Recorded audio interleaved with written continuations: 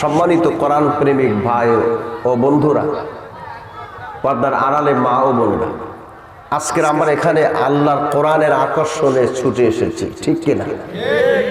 কোরআন হচ্ছে সেই বাণী যে বাণী মানুষকে আল্লাহর সঙ্গে সম্পর্ক গড়ে দেয়, অন্ধকার থেকে মানব জাতিকে আলোর দিকে নিয়ে আসে। কোরআন হচ্ছে ইহকালীন মানুষের শান্তি এবং পরকালীন মুক্তির একটি উল্লেখযোগ্য রাস্তা, যে রাস্তা অনুকরণের মাধ্যমে আল্লাহ পাকের জান্নাত পাওয়া যেতে পারে। আল্লাহ পাক আমাদেরকে কোরআন দিয়ে ধন্য করেছে। আমরা কোরআন পেয়ে হয়েছি ধন্য। আমরা সকলেই হতে চাই জান্নাতের পণ্য। কথা বলতে হবে, ঠিক কিনা? আমরা জান্নাতের পণ্য হতে চাই, আর জান্নাতের পণ্য হতে হলে আল্লাহর কোরআন মানার বিকল্প আর কোনো সাবজেক্ট নাই। কোরআন হচ্ছে একটি জীবন্ত মুজিজা। রাসূল করিম সাল্লাল্লাহু আলাইহি সাল্লামের কাছে আল্লাহ পাক এই জীবন্ত মুজিজা দিয়েছেন। যেমন আল্লাহ পাক মুজিজা দিয়েছিলেন অন্যান্য নবীদেরকে। নবীরা কবরে চলে গিয়েছে, মুজিজা কবরে চলে গেছে। আল্লাহ রাব্বুল আলামিন হযরত সুলাইমানকে মুজিজা দিয়েছিলেন। এত বিশাল বড় সিংহাসন সুলাইমানকে আল্লাহ পাক দিয়েছিলেন। এই সিংহাসনের 27 মাইল ছিল লম্বা, আর আড়ে ছিল 30 মাইল। এত বিশাল বড় সিংহাসন, 6.5 লক্ষ কুরসি ভরা ছিল। এই কুরসিতে মানব আর দানব অর্থাৎ জিন এবং মানুষ উপস্থিত থাকতো। আর সুলাইমান আলাইহিস সালাম যদি কোথাও যাওয়ার ইচ্ছা করতেন, সঙ্গে সঙ্গে তিনি অর্ডার করতেন, আমার সিংহাসন এখন আমি এখান থেকে বাংলাদেশ থেকে ফিলিস্তিনে যাব, ফিলিস্তিন থেকে বাংলাদেশ আসব, বিনা পেট্রোলে, বিনা অকটেনে, বিনা ইঞ্জিনে বাংলাদেশ থেকে আফগানিস্তানে চলে যেত। সুলাইমান আলাইহিস সালাম কবরে চলে গেছে। এখন পৃথিবীর কোনো মানুষ এই টেবিলের মতো করে একটা জিনিস শূন্যর উপর দিয়ে বিনা পেট্রোলে, বিনা অকটেনে, বিনা ইঞ্জিনে উড়াতে পারে না। পারে? আল্লাহ রাব্বুল আলামিন মূসা নবীকে মুজিজা দিয়েছিলেন। মূসা আলাইহিস সালামকে আল্লাহ পাক মুজিজা দিয়ে আল্লাহ পাক বলেছিলেন, মূসা রে, একটা লাঠি তোমারে দিলাম, লাঠিখানা তুমি জমিনে নিক্ষেপ করো। মূসা আলাইহিস সালাম লাঠি জমিনে নিক্ষেপ করলেন। লাঠিখানা জমিনে নিক্ষেপ করার সঙ্গে সঙ্গে হিয়া হাইয়াতুন তাসআ, লাঠি এক বিশাল বিষধর সাপে পরিণত হয়ে গেল। মূসা আলাইহিস সালাম এইটা দেখে ভয় পেলেন। আল্লাহ পাক বলেন, ভয় পাও কেন? খুযহা ওয়ালা তাখাফ, তুমি ভয় পেও না, ওটাকে ধরো। মূসা আলাইহিস সালাম বললেন, আল্লাহ, জীবন্ত সাপ আমি কিভাবে ধরবো? আল্লাহ বললেন, আমি ধরতে বলেছি তাই ধরো। মূসা আলাইহিস সালাম এই লাঠি নামক সাপের গলা পেঁচিয়ে ধরলেন, আবার সাপটা লাঠির মতো হয়ে গেল। এই মুজিজা আল্লাহ রাব্বুল আলামিন মূসাকে দিয়েছিলেন। মূসা নবী কবরে চলে গিয়েছে। আজ আর এই পৃথিবীতে এমন কোন পীর কিবলা, এমন কোন ব্যক্তি নাই যে একটা লাঠিকে বানিয়ে সাপ বানাবে। বিশ্বনবী জনাবে মুহাম্মদ রাসূলুল্লাহ সাল্লাল্লাহু আলাইহি সাল্লামকে আল্লাহ রাব্বুল আলামিন কোরআন নামক মুজিজা দিয়েছেন। নবীজি কবরে চলে গিয়েছে।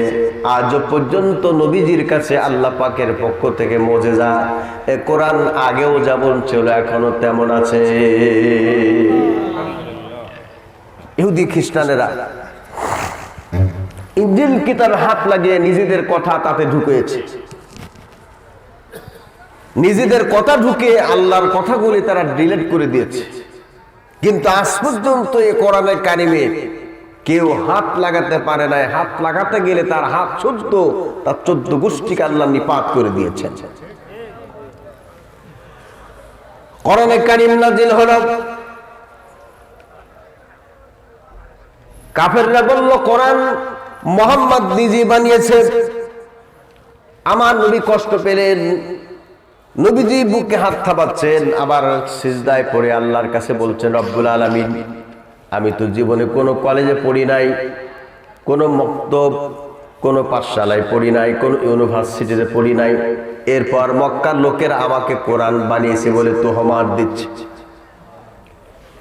নবীজির কষ্ট দূর করার জন্য আল্লাহ রাব্বুল আলামিন নবীকে বললেন, নবী আপনি চ্যালেঞ্জ ছুড়ে দিন, ওয়া ইন কুনতুম ফি রাইবিম মিম্মা নাযালনা আলা আবদিনা ফাআতু বিসূরাতিন মিন মিসলিহি ওয়াদউ শুহাদাআকুম মিন দুনিল্লাহি ইন কুনতুম সাদিকিন। আল্লাহ পাক বলেন, আমি আমার বান্দার প্রতি যে কিতাবখানা নাজিল করেছি, এই কিতাবের মধ্যে কোনো সন্দেহ আছে এটা যদি তোমাদের মনে হয়, তাহলে ফাআতু বিসূরাতিন মিন মিসলি, কোরআনে কারীমের ছোট্ট সূরার মতো করে একখানা সূরা তোমরা বানিয়ে নিয়ে আসো। আমার তারাবাড়িয়ার ভাইরা, একটুখানি জবাব দিন, সেই যুগে আরবি ভাষা যারা পাণ্ডিত্য অর্জন করেছিল, আরবি ভাষা যারা মহাপণ্ডিত ছিল, তারা কি চেষ্টা করে কোরআনের সূরার মতো করে সূরা বানাতে সক্ষম হয়েছিল? আরো জোরে বলেন। আমার ভাইরা একটু জবাব দেন, আবু জাহেলের ভাষা কি বাংলা ছিল না ইংলিশ ছিল? বলেন আরো জোরে। আবু জাহেলের মাতৃভাষা ছিল আরবি। আল্লাহ পাক আরবি ভাষা কোরআন নাজিল করেছেন। আবু জাহেল শুদ্ধ গোটা মক্কা এবং গোটা আরব কান্ট্রিতে সব একত্রিত হলো, আল্লাহর কোরআনের সূরার মতো করে সূরা বানাতে সক্ষম হলো না। আল্লাহ রাব্বুল আলামিন নবীর মাধ্যমে চ্যালেঞ্জ ছুড়ে দিলেন, ওয়াদু শুহাদাআকুম মিন দুনিল্লাহি ইন কুনতুম সাদিকিন। হে নবী, তাদেরকে বলে দাও তাদের সমস্ত সঙ্গী সাথীদেরকে ডেকে আনুক, যদি তারা সত্যবাদী হয় আমার এই কিতাবের ছোট্ট সূরার মতো করে সূরা বানিয়ে আনুক। ওরা পারে নাই। আল্লাহ পাক বলেন, ফাইন লাম তাফআলু ওয়া লান তাফআলু ফাত্তাকুন নারাল্লাতী ওয়াকুদুহান নাস ওয়াল হিজারা উইদ্দাত লিল কাফিরিন। আল্লাহ পাক বলেন, তাই যদি তোমরা না পারো, কখনো তোমরা পারবে না। ওয়াকুদুহান নাস ওয়াল হিজারা, তাহলে তোমরা সেই জাহান্নামের আগুনের আস্বাদন গ্রহণ করার জন্য প্রস্তুতি নাও। যে জাহান্নামের জ্বালানি হবে, জাহান্নামের লাকড়ি হবে মানুষ আর পাথর দিয়া।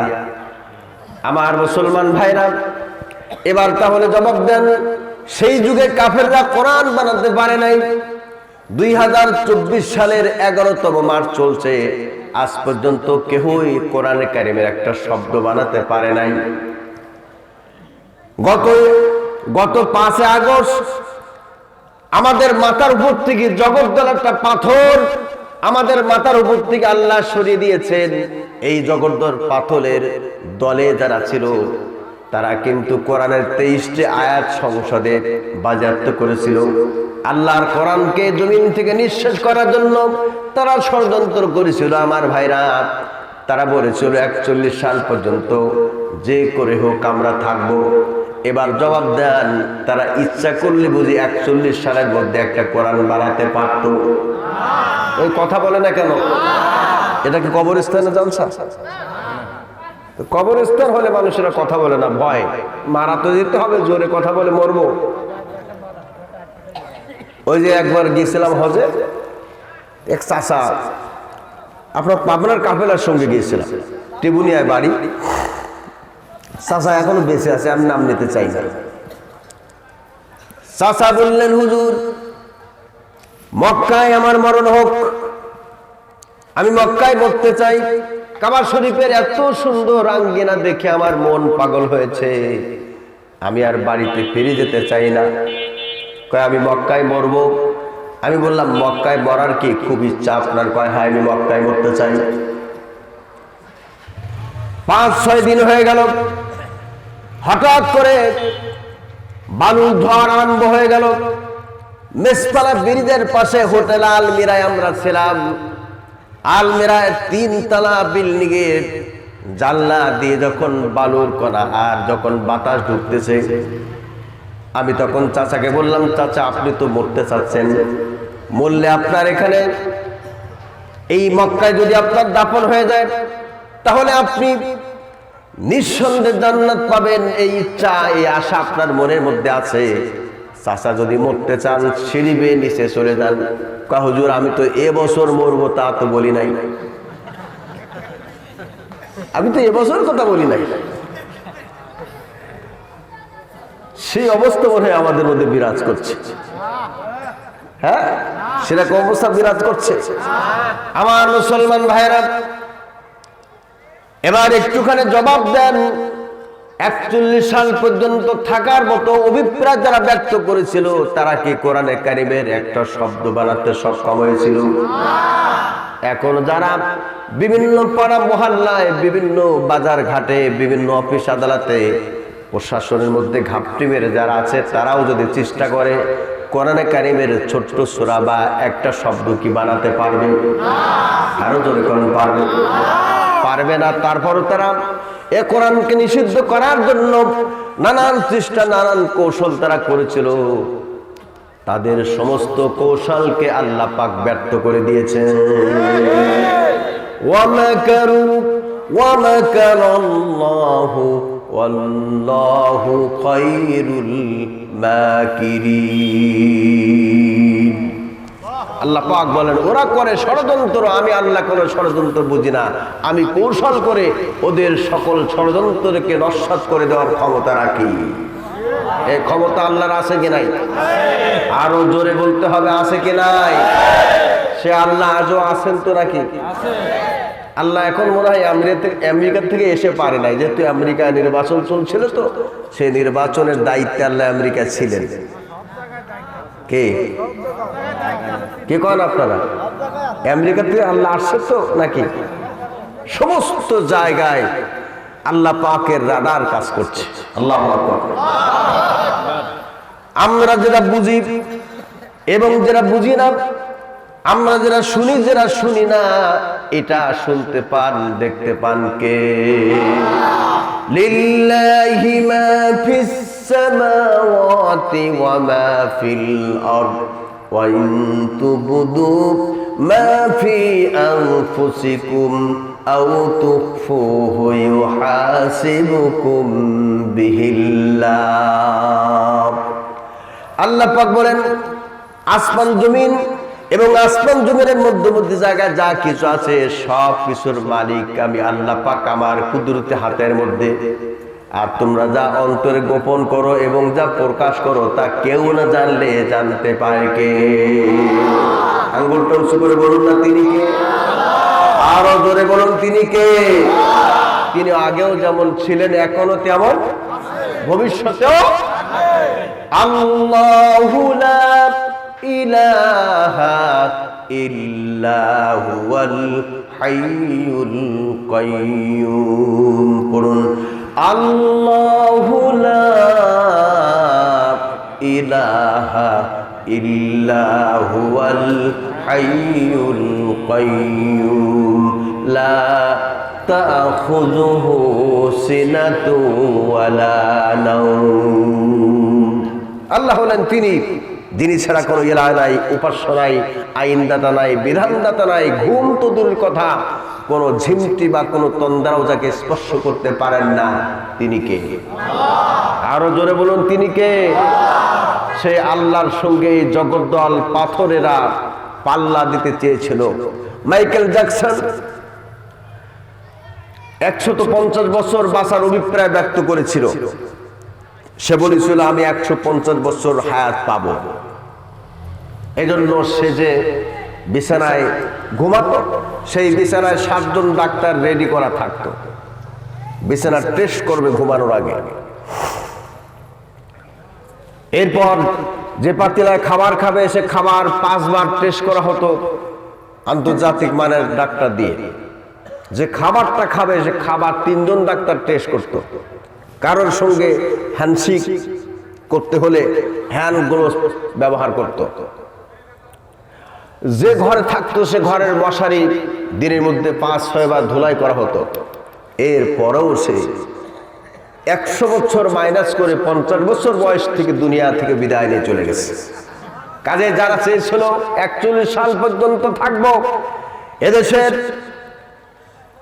আলেম ওলামা পীর মাশায়েখ, এদেশের তৌহিদি জনতা, এদেশের কোরআন প্রেমিক মানুষদেরকে একের পর এক মামলা হামলা দিয়ে, ফাঁসির কাস্টে ঝুলিয়ে, মিথ্যা মামলা দিয়ে জ্বরে জর্জরিত করে 16টি বছর নির্যাতন নিপীড়ন করার পরে শেষ পর্যন্ত এমন পালান পালিয়েছে নিজের আপনজনের সঙ্গে সাক্ষাৎ করে যেতে পারে নাই।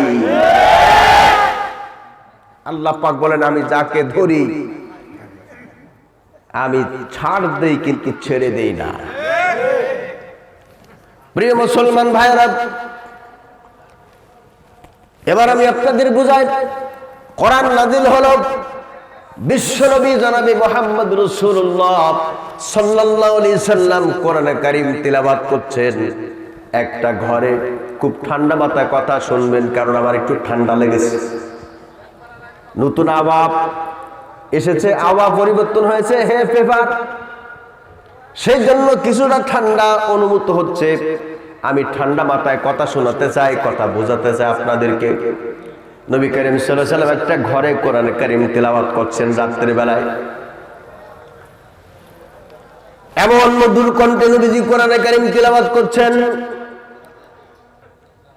একে তো আল্লাহ নবীর চেহারা ফার্স্ট ক্লাস, আবার নবীজির জবান থেকে কোরআন তিলাওয়াত হচ্ছে, তিলাওয়াতও ফার্স্ট ক্লাস।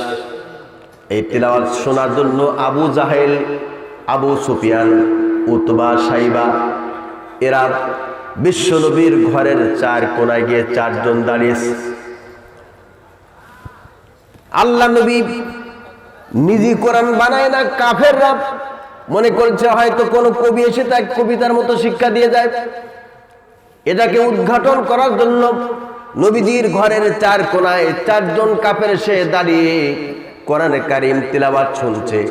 আবু জেহেল যে দাঁড়িয়েছে এটা আবু সুফিয়ান জানে না, আবু সুফিয়ান দাঁড়িয়েছে, আবু জাহেল জানে না। উতবা দাঁড়িয়েছে, সাইবা জানে না, সাইবা দাঁড়িয়েছে, উতবা জানে না। 4 জন কাফের ঘরের 4 কোনায় দাঁড়িয়ে কোরআনে কারীমের তিলাওয়াত শুনছে। আল্লাহ পাক বলেন, কোরআন তাদের হৃদয় কেমন ভাবে স্পর্শ করেছে। 4 জন কাফের দাঁড়িয়েছিল, আমি আল্লাহ পাক তাদের বসার পর্যন্ত টাইম দেই নাই, সারা রাত দাঁড়িয়ে কোরআন শুনেছে। ও আমার মুসলমান ভাইরা, আবু জাহেল সারা জীবন কোরআনের বিরুদ্ধে বিরুদ্ধাচরণ করেছে, আর সেই কোরআন শোনার জন্য আবু জাহেল বিশ্বনবীর ঘরের পিছনে দাঁড়িয়ে কোরআন শুনেছে।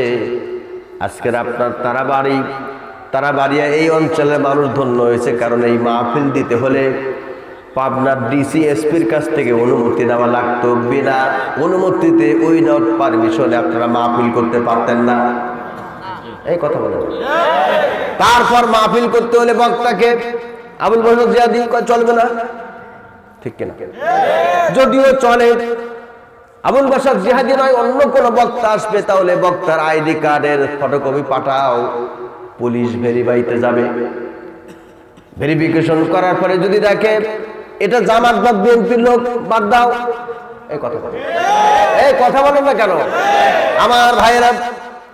এমন করে আল্লাহর কোরআন শোনা থেকে জাতিকে যারা যুগের পরে যুগ, বছরের পর বছর জাতিকে দূরে রেখেছিল, আজকে তারা কোথায় গিয়েছো? তোমরা তো বলেছিলে খেলা হবে, খেলা হবে। আজকের আমরা বলছি খেলার জন্য বাংলার 14.5 কোটি তৌহিদি জনতা, কোন অস্ত্র নাই, বিনা অস্ত্রের রাস্তায় আছে। তোরা কোথায় আছিস? ডাইরেক্ট খেলবো। আরো জোরে বলেন ঠিক কি ঠিক না? কোথায় গেলে কাউয়া কাদের? কোথায় গেলে? খেলতে চাও? আমরাও তোমার সঙ্গে খেলতে চাই। পালিয়ে গেছে কেন? এই পৃথিবীর ইতিহাসে প্রধানমন্ত্রী শুদ্ধ 300 সংসদ সদস্য পালিয়েছে। এই ইতিহাস শুধু বাংলার জমিনে রচনা হয়েছে। পৃথিবীর ইতিহাস আপনি খুলুন, পৃথিবীর জন্মলগ্ন থেকে আজ পর্যন্ত একই সঙ্গে এক দেশের প্রধানমন্ত্রী শুদ্ধ সবাই একসঙ্গে পালান দিয়েছে, এমন কোন ইতিহাস এই দেশে নাই। আছে? আমার মনে হয়েছে আমি পাবনা জেলায় যেখানে বক্তৃতা করতে গিয়েছি, আমার বক্তৃতার মাঝে ওই জগদ্দল পাথরের লোকজনেরা এসে তারা আমার বক্তৃতার ভিতরে মাইক্রোফোন কেড়ে নিয়ে আধা ঘন্টা 40 মিনিট বক্তৃতা দিয়েছে। চুরি করা যাবে না, ডাকাতি করা যাবে না, নামাজ পড়তে হবে, সৎ কাজ করতে হবে, ভালো কাজ করতে হবে, অথচ সমস্ত চুরি করার ভান্ডার তারা তৈরি করেছিল। আমার মুসলমান ভাইরা, এত অপকর্ম তারা করেছে যে অপকর্ম ফিরাউন, নমরুদ, সাদ্দাত পর্যন্ত করে নাই, যা বাংলাদেশের প্রধানমন্ত্রী এবং তার প্রেতাত্মা করে গিয়েছে। এমন কোন অপকর্ম নাই যা তারা করে নাই। যে কথাগুলো আমি বলছি, এই কথাগুলো যদি তারা থাকা অবস্থায় বলতাম, এতক্ষণ আপনারাও ময়দানে থাকতেন না, কারণ মামারা চলে আসতো। কারা? মামারা চেনেন তো? কারা? আমার ভাইরা, গভীর রাতের রাস্তায় থাকে, 3টা প্রাণী রাস্তায় থাকে। কয়টা? না, আমি কথা বলতে পারবো না আমাকে সহযোগিতা না করলে। গভীর রাত্রে 3টা প্রাণী রাস্তায় থাকে, বক্তা, কুত্তা, পুলিশ। এই কথা বলে না কেন? কারণ বক্তা যায় মাহফিল করে, আর পুলিশ যায় চোর ধরার জন্য, আর কুত্তা ট্রাফিকের দায়িত্ব পালন করে। এই কথা বলেন না কেন? আমার বন্ধুরা, আমার ভাইরা, ওদেরকে মামা বলেছে কারণ মামারা চলে আসতো। এতক্ষণ তারা বাড়ি থেকে ফোন দেওয়া হতো, স্যারেরা ঘুমাচ্ছেন নাকি, রাজনীতির বক্তব্য চলছে, সরকারের বিরুদ্ধে হাসিনার 14 গোষ্ঠী জাহান্নামে পাঠাই দিচ্ছে, বক্তাকে ধরো। ও রাজাকার না হলে চেতনা রাজাকার, তারে ধরো। তার মানে হলো একটাই তুপ্পা লাগিয়ে আমাদেরকে কোন ঠাসা করে রেখেছিল, আমরা নাকি জঙ্গি, আমরা নাকি রাজাকার। আমাদের বিচার করতে গিয়ে এই পাবনার 2 জন প্রাণ ঝরে গেছে। এই পাবনার মাওলানা আব্দুল সুবহান সাহেব, এই সদরের এমপি তিনি ছিলেন। কথা বলেন না কেন? এই পাবনার সাথিয়ার কৃতি সন্তান, তাম পৃথিবীর 16তম শ্রেষ্ঠ আলেম আল্লামা শহীদ মতিউর রহমান নিজামী, এমন একজন মুরব্বী মানুষ, বুড়া মানুষকে তাকে যখন ফাঁসির কাস্টে নিয়ে যাওয়া হচ্ছে, মনে করছিল তাকে ধাক্কা নিয়ে যাব, তিনি আল্লাহর গোলামের মতো করে ফাঁসির কাস্টে চলে গেছে আর বলেছে জীবন ভিক্ষা চাও। তিনি বলেছেন জীবন ভিক্ষা কার কাছে যাব? যার কাছে জীবন ভিক্ষা চাবো তারও তো জীবন আছে, সে তো আমাকে জীবন দিতে পারবে না, কারণ আমার একটা জীবনের বিনিময়ে যদি বাংলার জমিনে ইসলামের পতাকা উড়ে যায়, একটা জীবন কেন, 1 লক্ষ জীবন দান করলে আল্লাহ, আমি 1 লক্ষ জীবন আল্লাহ রাহে কুরবানি করে দিতাম। আমার বন্ধুরা, আল্লামা মতিউর রহমান নিজামী, আব্দুল কাদের মোল্লা, মীর কাসেম, কামারুজ্জামান, এই ধরনের শহীদদের রক্তের বিনিময় আল্লাহ রাব্বুল আলামিন বাংলাদেশটাকে নতুন করে স্বাধীন করে দিয়েছে। কারণ যে দেশে শহীদের রক্ত ঝরে, যে দেশে শহীদের রক্ত পড়ে, সেই দেশ আল্লাহ পাক ইসলামের জন্য কবুল করে নেয়। মুসলমান ভাইরা, আবু জাহেল, উতবা, সাইবা, আবু সুফিয়ান নবীজির ঘরের পিছনে দাঁড়িয়ে কোরআনে কারীম শ্রবণ করতে করতে যখন সকাল হতে লাগলো, আবু জাহেল মনে করল আমি সারাটা জীবন এই মুহাম্মদ এবং তার কোরআনের বিরুদ্ধাচরণ করেছি, সকালে উঠে যদি পাবলিক দেখে আমি সেই মুহাম্মাদের ঘরের পিছনে ঘুরতেছি, তাহলে আমার দলের লোকগুলি আমার দল ছোট হয়ে যাবে, আমার দলে আর কেউ থাকবে না। এই কথা চিন্তা করে আবু জেহেল ভোর থাকতে থাকতে মুহাম্মাদের ঘর থেকে তারা বিদায় নিল। প্রিয় মুসলমান ভাইরা, আমি আগের কথা আবার ফিরে আসি বোঝাবার জন্য। আবু জাহেল কোরআনের কথা বুঝতো কি বুঝতো না?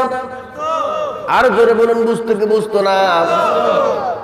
বুঝতো, কিন্তু মানতো না, কারণ মানলে পরে ক্ষমতা থাকবে না, সেই জন্য আবু জাহেল কোরআন মানতো না। আমাদের জগদ্দর পাথর যিনি বৈষম্য বিরোধী ছাত্র আন্দোলনের তোপের মুখে টিকতে না পেরে বেলা 2টার সময় হেলিকপ্টার যোগে আসল বাড়িতে চলে গিয়েছে। ওই আসল বাড়ি, ওই শ্বশুর বাড়ি, ওই মামার বাড়ি। এই কথা বলে না কেন? কারণ মাঝে মাঝে আমার দুলা ভাই আসতো, দুলা ভাইয়েরও বউ নাই, আপারও স্বামী নাই। কি যে খেলা খেলছে রে আমার আপাও ও বনি আর মোদি আর আমার বন্ধুরা, আমার ভাইরা, এই জগদ্দর পাথর চলে গেল। জগদ্দর পাথর তাহাজ্জুদ নামাজ পড়ত, কোরআন তিলাওয়াত করত, আবার নির্বাচন যখন আসতো তখন মাথায় পট্টি পরিধান করত আর ব্লাউজ গায়ে দিত এই হাতার কবজি পর্যন্ত, তাই না? আবার হাতে তসবিহ নিত, মানুষকে দেখাতো আমি কি ইসলাম মানি না। ইসলাম নিজে নিজে বুঝতো, কিন্তু মানতো না, কারণ মানলে পরে ক্ষমতায় থাকা যাবে না, সেই জন্য ইসলাম ধ্বংসের পায়তারা করেছে। আমি 2008 সালে গিয়েছিলাম দিল্লিতে, উইদাউট পাসপোর্ট এবং উইদাউট ভিসায়। সেটা কি করে সম্ভব? বিএসএফ আর এখন নাম রেখেছে বিডিআর, এখন নতুন করে নাম রেখেছে কি বিডিআর না, বিডিআর না, বর্ডার গার্ড বাংলাদেশ, বিজিবি, আগে ছিল বিডিআর। বিডিআর এবং বিএসএফ এই দুই গ্রুপের সঙ্গে কন্ট্রাক্ট করে আমাকে তারা নিয়ে গেছে বনগা, কলকাতার আগে বনগা একটা উপজেলা, এখানে তারা আমাকে নিয়েছে। উত্তর 24 পরগনা জেলার একটি অন্তর্গত উপজেলা। সেখানে আমি প্রোগ্রাম করে 10 দিনের সফরে আমি গেছি। এরপর ট্রেন যোগে আমি দিল্লিতে গেলাম, ওখানে 2টা প্রোগ্রাম করলাম। 2টা প্রোগ্রাম করে সকালে আমি রাস্তায় হাঁটতেছি, দেখি একজন হাফ প্যান্ট পরিহিত ফকফকি সাদা একটা লোক আর এক্সাইজ একটা গেঞ্জি গায়ে দেওয়া, এই লোকটি এইভাবে ব্যায়াম করছে আর গাজর খাচ্ছে। কিছু দূর যায়, ব্যায়াম করে থামে, এই বুক ডাউন দেয়, আবার একটু গাজর চিবায়। আমি তার কাছে এগিয়ে গেলাম, গিয়ে বললাম এ আবার কোন ধরনের ব্যায়াম?